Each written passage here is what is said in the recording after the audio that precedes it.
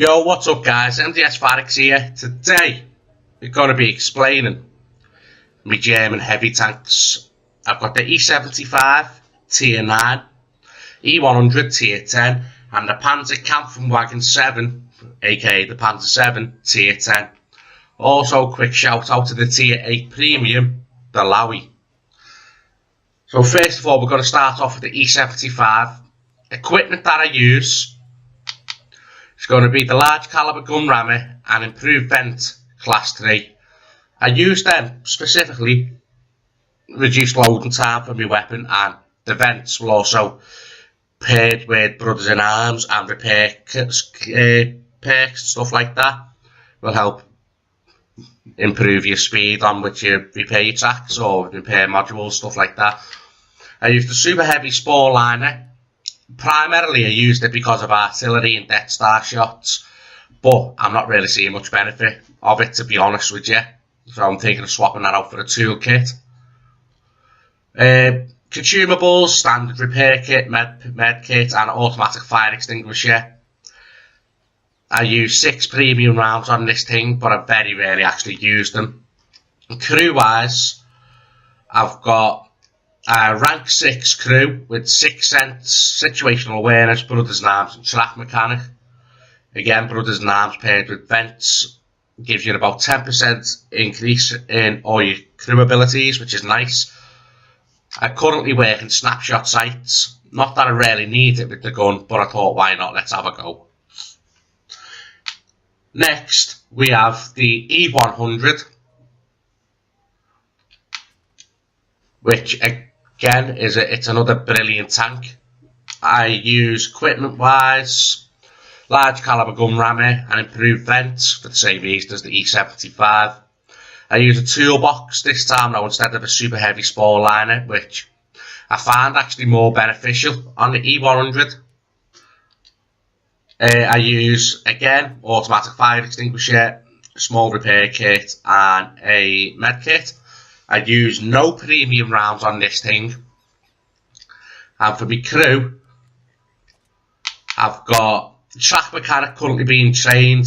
I've got 6 cents, brothers in arms, off-road driving and repairs.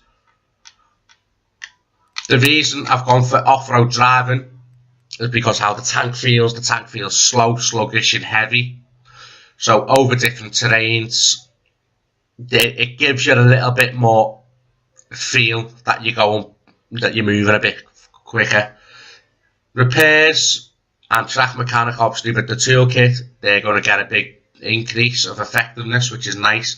Again, another rank 6 crew. It could be higher, but it's not. So it's that.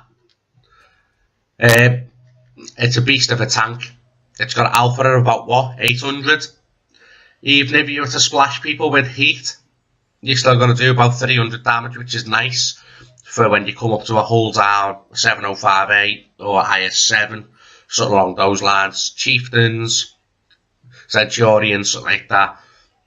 I've got the reload down to about 15 seconds on this. I've knocked a couple of seconds off. I could get it down further if I run rations, but I haven't felt the need to do that just yet.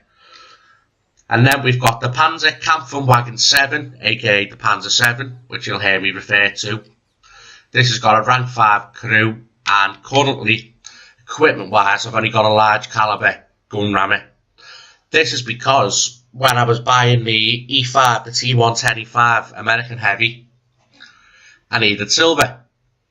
I'd fallen out of love with this tank at this stage. So I thought, oh, I've got 1.1 million sitting on this tank that I don't really need. And I only needed about 1 million at the time. So I just got rid of vents and toolkit on this thing. I just got rid of them.